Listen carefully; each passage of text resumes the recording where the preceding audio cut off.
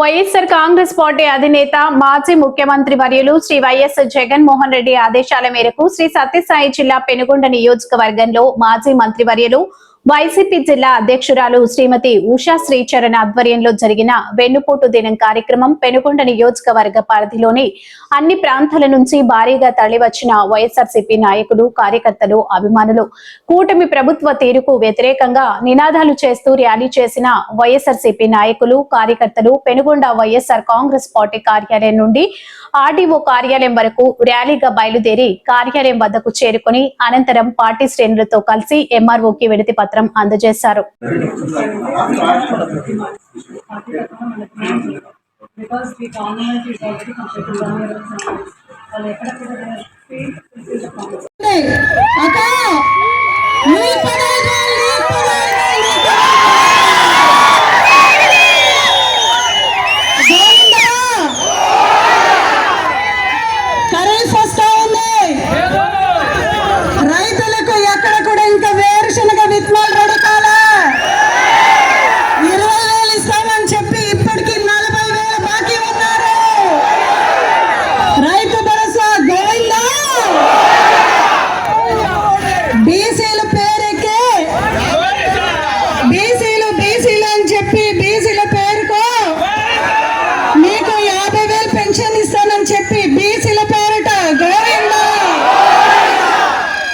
ఇంకా మరీ ముఖ్యంగా బాధాకరం ఏంటంటే ఇక్కడ ఒక బీసీ శాఖ మంత్రి ఉంది.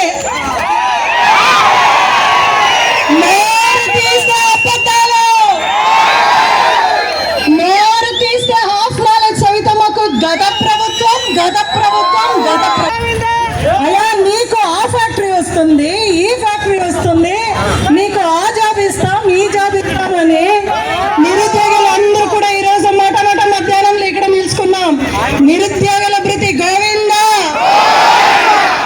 2 ఏడాదికి 72 బాకీ ఉన్నారు మనోళ్ళు, అవునా కాదా? ఇంకా ఎవరెవరైతే పెళ్లి కాలేదు వాళ్ళందరికీ కూడా 1500 అంట ఇచ్చారా? గోవిందా, అవునా కదా? అదే విధంగా సిలిండర్లు 3 సిలిండర్ ఇస్తానని చెప్పినారు.